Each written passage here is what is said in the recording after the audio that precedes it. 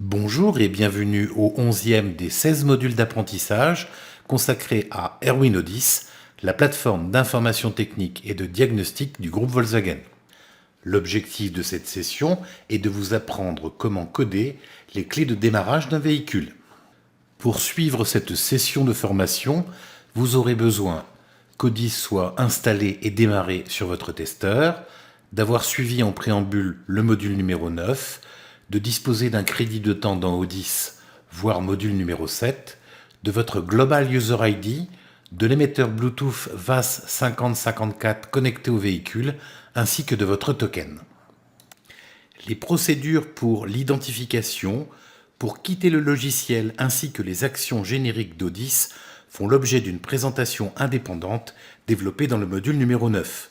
Vous devez en avoir pris connaissance avant de suivre ce module. Attention, avant de commencer la procédure, assurez-vous de disposer des deux clés du véhicule sous peine de blocage définitif des clés. Notez bien que le codage des clés ne peut être effectué qu'avec la méthode assistant de dépannage. Depuis la représentation schématique des réseaux du véhicule, en haut de la fenêtre, cliquez sur l'onglet Plan de contrôle, puis sur Choisir un contrôle au bas de celle-ci.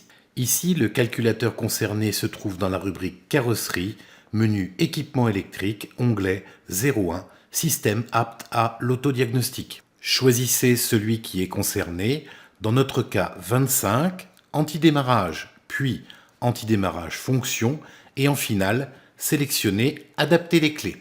Il ne vous reste plus qu'à cliquer sur Joindre au plan de contrôle, puis Fermer. Vous voyez apparaître un nouveau plan de contrôle, Adapter les clés. Sélectionnez maintenant Effectuer le contrôle au bas de la fenêtre. Dans la partie centrale de la fenêtre qui apparaît, vous pouvez lire les actions qui seront réalisées par le programme. Odyss vous invite à mettre le contact. Cliquez sur le bouton Terminer suivant. Odyss vous demande le nom du client. Cliquez sur le bouton Appliquer. Entrez le numéro de votre ordre de réparation. Cliquez sur le bouton Appliquer.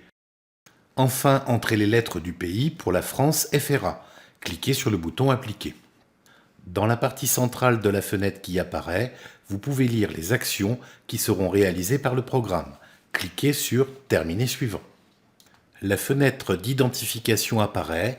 Votre Global User ID est normalement pré-rempli. Le mot de passe qui vous est demandé est un mot de passe complexe constitué du code PIN que vous avez choisi lors de l'enregistrement de votre token, exemple 1, 2, 3, 4, et du nombre apparaissant sur celui-ci à l'instant où vous saisissez le mot de passe, exemple 1, 2, 3, 4, 5, 6. Cliquez sur Appliquer. Si vous avez des doutes quant à la composition du mot de passe, reportez-vous au module numéro 8. Respectez les consignes qui vous sont demandées dans la partie centrale de la fenêtre. Cliquez sur le bouton Terminer suivant. Sélectionnez le nombre de clés à adapter grâce à la touche plus. Une fois votre choix effectué, cliquez sur la touche OK. Dans la partie centrale, vous trouverez les instructions pour le codage des clés. Cliquez sur Terminer suivant. Pensez à bien respecter les consignes qui vous sont demandées dans la partie centrale de la fenêtre. Cliquez sur le bouton Terminer suivant. Dans la partie centrale de la fenêtre qui apparaît, vous pouvez lire que l'adaptation s'est déroulée avec succès. Cliquez sur le bouton Terminer suivant. Odyss revient à l'affichage des plans de contrôle. Vous remarquerez que le plan de contrôle Adapter les clés est validé par une coche verte.